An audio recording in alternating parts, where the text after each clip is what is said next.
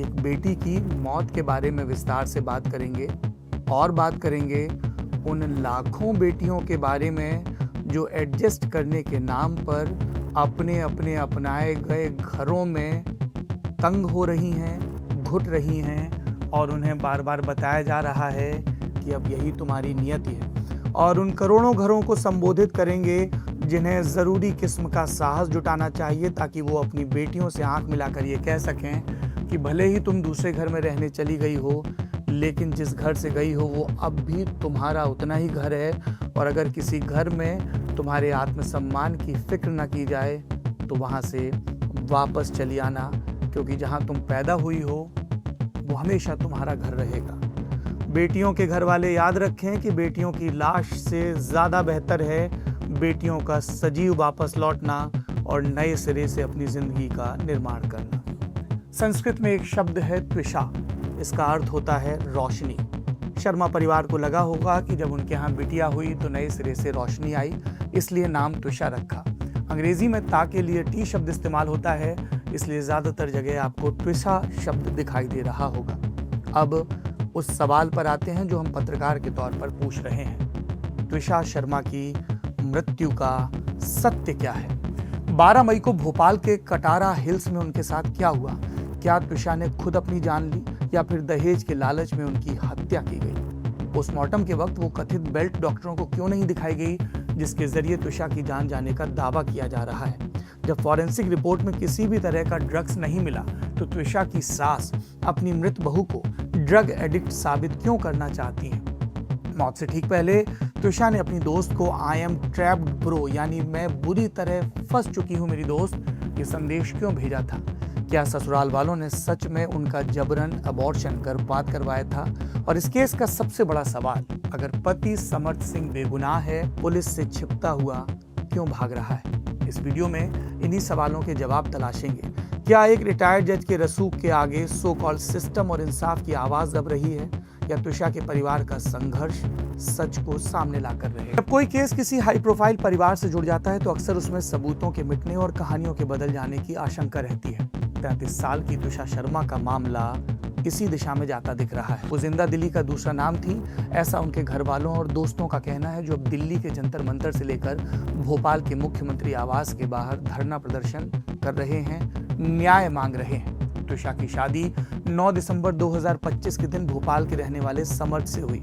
शादी के 6 महीने पहले तक त्विषा ऑफिस की मीटिंग, फिल्म के सेट्स और एयरपोर्ट से तस्वीरें अपलोड कर रही थी, जो उनकी जिंदगी के गुलजार होने की गवाही दे रही थी। मॉडलिंग असाइनमेंट्स, कॉर्पोरेट प्रेजेंटेशंस और मीटिंग्स, और ये सब होता भी क्यों नहीं, उन्होंने अपनी मेहनत से कमाया था।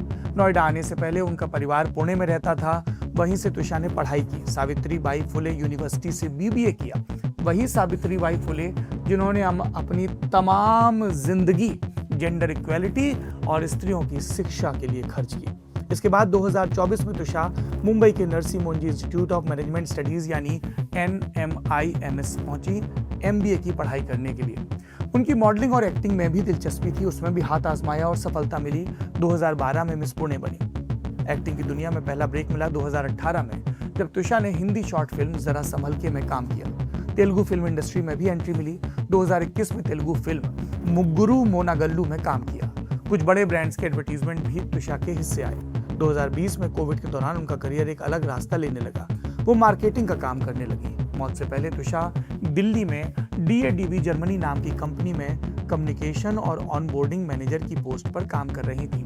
ऑनबोर्डिंग का मतलब होता है जब किसी कंपनी में नए एम्प्लॉइज आते हैं तो उनको ज्वाइन करवाना, उनको उनके काम से, उनकी टीम से और कंपनी के पूरे प्रोसेस से वाकिफ करवाना। For marriage, one could see her as a very chirpy girl, as a very lively girl. For example, अगर 4 लोग कमरे में बैठे हैं तो she was the one who used to entertain everybody in that room.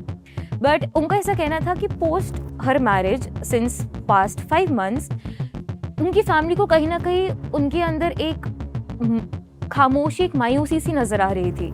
उन्होंने ये बोला कि उनके छोटे भाई की शादी हुई थी इस मार्च में इस साल में। उन्होंने बोला कि जब उन्हें आखिरी बार त्विषा को तब मिली थी तो त्विषा को देख के ऐसा लगता था कि how lively she used to be. उनके अंदर की वो लाइवलीनेस चली गई है. व्हेन शी आस्क्ड कि कोई मैरिज में दिक्कत है, कोई प्रॉब्लम है तो मुझसे शेयर कर सकती हो.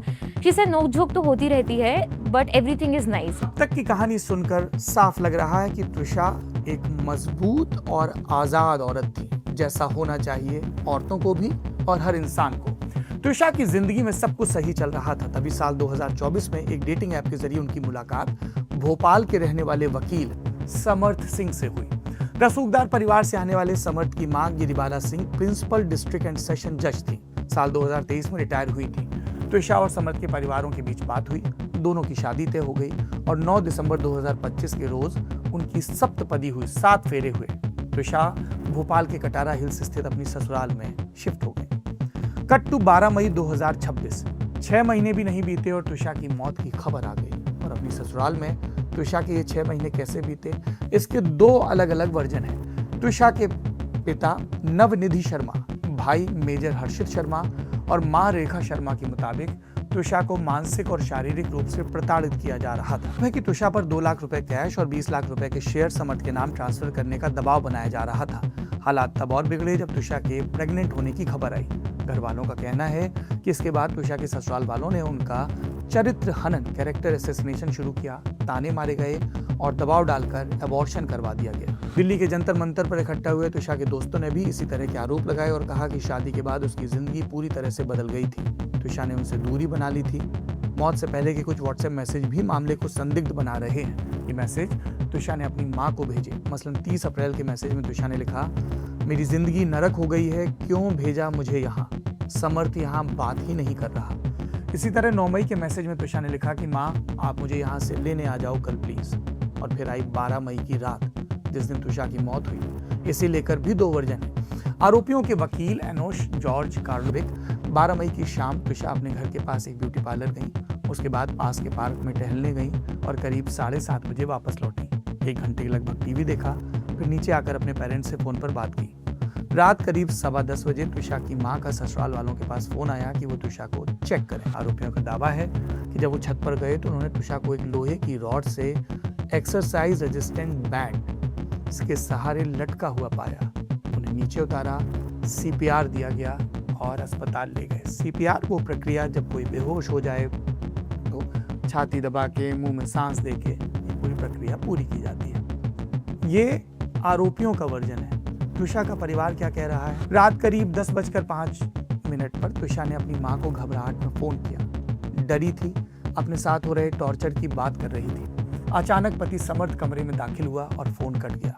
इसी दौरान एक दोस्त को इंस्टाग्राम पर मैसेज भी जाता है, आई एम ट्रैप्ड ब्रो.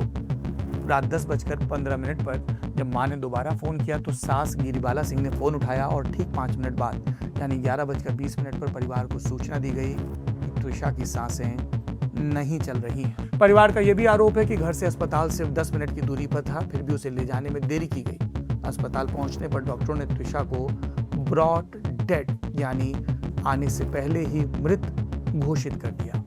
ये थे दोनों पक्षों के वर्जन. आरोप प्रत्यारोप का ये दौर अभी भी जारी है. इस मामले में त्रिशा का पति समर्थ सिंह फरार चल रहा है. भोपाल पुलिस के मुताबिक उसको पकड़ने के लिए 6 टीमें बनाई गई हैं. सूचना देने वाले को 10,000 रुपए के इनाम का ऐलान. समर्थ सिंह की अग्रिम जमानत याचिका भी खारिज कर दी गई है. लेकिन उनकी मां गिरिबाला सिंह को बेल मिल चुकी है और बेल पर बाहर आने के बाद से वो लगातार बयानबाजी कर रही है. उनका दावा, त्रिशा ड्रग एडिक्ट थी, मना करने पर भी अबॉर्शन करवाया था. इसी तरफ त्रिशा के घर वालों ने गिरिबाला को बेल मिलने पर सवाल उठाए और ये भी कहा कि जिस तरह से वो बयानबाजी कर रही हैं वो जमानत की शर्तों का उल्लंघन है और ये बताता है कि भोपाल का सिस्टम पक्षपाती है. ये पूरा का पूरा जो सिस्टम उनके लिए काम कर रहा है. आपने देखा हम आए वहाँ पर कोई नहीं था. हमको ये बोला जा रहा था कि ये मॉर्ग है, आपकी प्राथमिकता लिखी ही नहीं जा सकती, इसमें महीना भी लग सकता है, ये जांच का विषय है, ये मृत्यु जांच का विषय है. डेड बॉडी आ गई, इसके बाद में आप जांच करेंगे महीने. इसमें हमें ऐसे ऐसे वेग आंसर दिए गए, इसमें महीना भी निकल सकता है, 2 महीना भी लग सकता है, 10 साल भी लग सकते हैं. इस तरीके के जवाब हम सहन करते रहे. जब आपने देखा हमने इतना मीडिया कराई हुआ, डिफेंस से जब इनके ऊपर प्रेशर आया, क्योंकि मेरा बेटा मृतिका का भाई मेजर है इस इंडियन आर्मी में, तो उन्होंने अपनी कोशिशें की, तब जाकर के प्रेशर में इन्होंने FIR लॉन्च की. इसी आधार पर त्रिशा के परिवार ने मामले की जांच मध्य प्रदेश के बाहर करवाने की मांग की. 19 मई को त्विषा के घर वाले भोपाल पहुंचे, जहां उन्होंने सीएम हाउस के बाहर प्रदर्शन किया। इसी तरह का प्रदर्शन दिल्ली के जंतर मंतर में भी जारी है। पुलिस जांच पर सवाल उठाती रिपोर्ट भोपाल के एम्स से भी आई, जहां पोस्टमार्टम हुआ। हमारे रिपोर्टर आनंद मोहन जे के मुताबिक एम्स भोपाल ने अपनी पोस्टमार्टम रिपोर्ट में साफ लिखा है कि मौत का कारण एंटीमॉर्टम हैंगिंग बाय लिगेचर था। त्विषा की गर्दन पर 2 पैरेलल लिगेचर मार्क्स पाए गए। शरीर के अन्य हिस्सों पर भी मल्टीपल एंटीमॉर्टम इंजरीज यानी चोट के कई निशान थे। इस रिपोर्ट का सबसे चौंकाने वाला हिस्सा कुछ और था। रिपोर्ट में साफ लिखा है the alleged ligature material was not presented during examination, यानी पुलिस ने उस चीज को पोस्टमार्टम कर रहे डॉक्टरों के सामने पेश ही नहीं किया जिससे कथित तौर पर त्विषा की लटककर या लटकाकर मौत का दावा किया जा रहा है। डॉक्टरों ने लिखा कि चूंकि वो बेल्ट या रस्सी उन्हें नहीं दिखाई गई, इसलिए गर्दन के निशानों और उस चीज के बीच कोई साइंटिफिक कोरिलेशन, कोई वैज्ञानिक संबंध स्थापित नहीं किया जा सका है। अब इस पूरे मामले की जांच मिसरौद इलाके के एसीपी रजनीश कश्यप के नेतृत्व वाली 6 सदस्यीय एसआईटी स्पेशल इन्वेस्टिगेशन टीम के पास है। एसीपी कश्यप ने माना कि बेल्ट को जब्त किया गया था, लेकिन पोस्टमार्टम के वक्त पेश क्यों नहीं किया गया, इसकी जांच जारी। जो मटेरियल के संबंध में तथ्य आए हैं सामने, तो उसमें चूंकि लगेज मटेरियल उसमें जब्त हो गया था, लेकिन जो तत्कालीन इन्वेस्टिगेटिंग ऑफिसर थे उनके द्वारा पीएम के साथ वो नहीं दिया गया था। तो इस संबंध में उनकी भूमिका देखी जा रही है और जिस तरीके से आती है सामने, तो निश्चित तौर पर वैधानिक कार्रवाई की जाएगी। जब केस की जांच कर रहे investigation officer inspector Sunil Dubey से बात की तो उनका जवाब हैरान करने वाला था। मेन इन्वेस्टिगेटिंग ऑफिसर से मैंने बात करी थी, तो उन्होंने मुझे बताया था कि उनको रात के 12 बजे एम्स भोपाल से मैं कॉल आया था कि डेड बॉडी आ चुकी है, क्योंकि वो बॉडी ऑलरेडी उसके पति और मदर इन लॉ ने उसको खोल के उन्होंने उसको रिवाइव करने की कोशिश करी, सीपीआर करने की कोशिश करी। जब वो नहीं बची तो वो खुद एम्स हॉस्पिटल में लेके आए थे। तो उस टाइम पर नहीं था वो इलास्टिक प्लास्टिक वो एक्सरसाइज बैंड। तो वो बाद में पोस्टमार्टम होने के बाद जाके पुलिस ने उस क्राइम सीन का इन्वेस्टिगेशन किया है विद इंडिपेंडेंट विटनेसेस और वीडियोग्राफी। उसके बाद जाके उन्होंने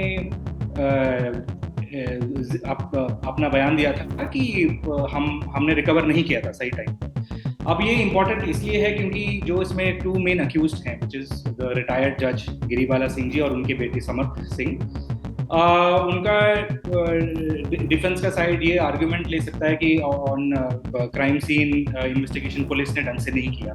और यही एक डर है जो त्विषा शर्मा के पेरेंट्स में भी है। मेरी आज उनसे बात हुई थी, तो उनका यही डर है कि पोस्टमार्टम रिपोर्ट उन ढंग से बना है कि नहीं, उस पर एक संदेह है। पुलिस ने इसका इन्वेस्टिगेशन कैसे किया, उस पर एक संदेह है। तो वो चाहते हैं कि एक सेकेंड पोस्टमार्टम रिपोर्ट हो जो दिल्ली में हो एंड उसको एक अलग इन्वेस्टिगेटिंग टीम देखे। जैसे बयान एक तरफ पुलिस की सुस्ती पर सवाल उठ रहे हैं। कटारा हिल्स पुलिस ने भारतीय न्याय संहिता की धाराओं और डाउरी प्रोहिबिशन एक्ट यानी दहेज निवारण का कानून के तहत दहेज हत्या का मामला दर्ज। ठहरकर मैं आपको ये भी बता दूं कि भारतीय कानून इस अपराध के बारे में क्या कहता है।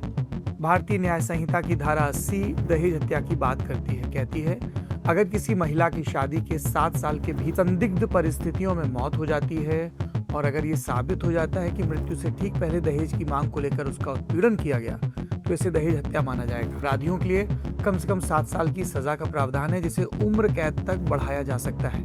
ध्यान देने वाली बात यह है कि ये एक गैर जमानती धारा है। इसी तरह 1961 का दहेज प्रतिषेध अधिनियम दहेज लेने या देने पर सजा की बात करता है। अपराधियों के लिए कम से कम 5 साल जेल और 15,000 रुपए या फिर दहेज की कीमत, इनमें से जो भी ज्यादा हो इतना जुर्माना भरने का प्रावधान। लेकिन गिरिबाला को अग्रिम जमानत मिली। सवाल तब और थे जब 18 मई को समर सिंह की अग्रिम जमानत याचिका खारिज हुई। एडिशनल सेशंस जज पल्लवी द्विवेदी ने साफ कहा, लड़की की मौत शादी के सिर्फ 6 महीने के भीतर संदिग्ध परिस्थितियों में हुई है। मुख्य आरोप समर्थ पर है, इसलिए जमानत देना उचित नहीं है। इन सब डेवलपमेंट्स के बीच गिरिबाला सिंह ने 19 मई को भोपाल में नए सिरे से एक प्रेस कॉन्फ्रेंस की। अपनी मृत बहू पर वही आरोप लगाए जिसके बारे में हमने आपको पहले भी बताया। दहेज के आरोपों को झुटलाने के लिए ऑनलाइन ट्रांजैक्शन की स्लिप दिखाई। उनके वकील एनोश जॉर्ज कार्लो ने दलील दी कि समर्थ का परिवार लगातार त्विषा को पैसे भेजता था। अगर हम खुद पैसे दे रहे थे और लड़की के परिवार ने भी हमें 7 लाख रुपए ट्रांसफर किए थे तो हम 2 लाख रुपए का दहेज क्यों मांगे? He was on schizophrenic drugs, अगर उसने कुछ कहा भी है, क्योंकि एक schizophrenic के अंदर 2 लोग बात करते हैं, इकट्ठा बात करते हैं। क्या सही है क्या गलत है सिर्फ व्हाट्सएप चैट से कुछ भी नहीं डिफरेंशिएट हो सकता है। मैं खुद ही इस मैटर में मुझे तो मैंने बहुत हाइपर टेक्निकल रूप से आपको मैंने आई कैन नॉट, लेकिन क्योंकि मैंने मेंटल इलनेस पर इतना वर्क किया है, मुझे इतनी उम्मीद थी ये बच्ची को हम पार कर पाएंगे। तुषा का परिवार इन सारी बातों को सिरे से बकवास बता रहा है। भाई मेजर हर्षित शर्मा का कहना है कि उनकी बहन को कोई मानसिक बीमारी नहीं थी। एम्स की फॉरेंसिक, विसरा और ब्लड रिपोर्ट ने भी साफ कर दिया है कि तुषा के शरीर में किसी भी किस्म का नशा नहीं। Threat, making comments on the media, false comments which have been proven wrong, and nobody is asking questions. Who gave her the authority to put such remarks on my dead sister? Why are we not asking where is Savat Singh? Why is he absconding? Why are we not asking? Why are they not asking? परिवार का कहना है कि सास गिरिबाला सिंह एक मनगढ़ंत कहानी बना रही ताकि अपने रसूख का इस्तेमाल कर फरार बेटे को बचा सके। इसी आधार पर परिवार जांच को दिल्ली ट्रांसफर करने की मांग कर रहा है। उनका साफ कहना है तुषा का दूसरा पोस्टमार्टम दिल्ली के एम्स में करवाया जाए, मामले की जांच केंद्रीय एजेंसी सीबीआई को सौंपी जाए और सुप्रीम कोर्ट जांच की निगरानी करे। परिवार ने साफ कहा जब तक न्याय का ठोस आश्वासन नहीं मिलता वो अपनी बेटी का अंतिम संस्कार नहीं करेंगे। सवाल बचे हैं, भोपाल एम्स के डॉक्टरों के सामने बैंड या रस्सी क्यों नहीं पेश की गई? अगर तुषा कथित जो आरोप है कि ड्रग एडिक्ट थी तो फॉरेंसिक रिपोर्ट में इसका जिक्र क्यों नहीं आया? क्या एक पढ़ी लिखी अपने पांव पर खड़ी लड़की 5 महीने में इतना टूट सकती है कि उसे अपनी जिंदगी नरक लगने लगी? फराज समद को मध्य प्रदेश की काबिल पुलिस अभी तक क्यों नहीं पकड़ पाई? और सबसे बड़ा सवाल, 12 मई की रात को क्या हुआ? क्या तुषा ने सच में अपनी जान ली या जैसा कि दहेज हत्या के मामलों में पैटर्न होता है उसी पैटर्न पर हत्या करके इसे कुछ और बताने की कोशिश हो रही है? याद रखिए, औरतों के प्रति क्रूरता का प्रदर्शन हर रोज होता है। National crime record bureau NCRB इसकी 2024 की रिपोर्ट बताती है कि हर दिन करीब 16 महिलाओं को देश में अपनी जान गंवानी पड़ती है सिर्फ इसलिए क्योंकि शादी के बाद उन्हें दहेज प्रताड़ना और घरेलू हिंसा का शिकार बनाया गया है। आप अपनी जिंदगी से सोने के 8 घंटे हटा दीजिए तो सोचिए हर एक घंटे मुल्क में एक लड़की मर रही है क्योंकि लोभियों को दहेज नहीं मिला या कुछ लोगों को लगा कि ये वीकर जेंडर है और इसे ताड़ना का, प्रताड़ना का शिकार बनाया जा सकता है। हर बीतता 1 घंटा किसी के घर में एक शव लेकर आ रहा है और इसीलिए तुषा के मामले में हर पहलू की निष्पक्ष जांच जरूरी है। बात सिर्फ एक केस की नहीं है, बात कल्याणकारी राज्य की अवधारणा की है जो न्याय पर टिका हुआ है। हमारी नजर बनी हुई है मोहन यादव की मध्य प्रदेश में शासन कर रही भाजपा सरकार, केंद्र की सरकार और सुप्रीम कोर्ट इस फैसले पर, इस मामले पर क्या फैसला ले लेते। जब सब खत्म हो जाता है तो क्या बचता है? शोक। जब शोक खत्म हो जाता है तब क्या बचता है? स्मृति। और स्मृति का क्या करें? उससे एक संकल्प बनाएं कि चीजें ऐसे अचानक खत्म नहीं होंगी। जाते जाते आपको हिंदुस्तानी जबान में एक कविता सुनाता हूं। शीर्षक है संकट, कवित्री का नाम है अनुराधा सिंह। सारे संकट प्रेम के थे, हिंसा का कोई नहीं। हिंसा के जर जमीन जोरू थे, नदी थी, पहाड़ थे और थे अंधेरे सबुज वन, जहां ईश्वर के सिवाय कोई नहीं आता था चश्मदीदी करने। प्रेम के लिए छोड़ दिए गए गैर बिरादरियां, खापें, कोर्ट कचहरियां, इतने खुले मैदान कि हाथ चूमते डर लगे। ऐसी तंगदिल गलियां कि बाहों बाह चलने की गुंजाइश नहीं। दुनिया मजमा लगाई थी सो अलग। प्रेम से कहा जाता है पहले अपने पांव पर खड़े होकर देखो, फिर गृहस्थी चला कर दिखाओ। यानी पहले खैबर दर्रे को पार करो, फिर जिंदा लौट कर दिखाओ। हिंसा से कोई उम्मीद न थी, वो खंजर भी पहुंचती थी मरने वालों के कपड़ों से।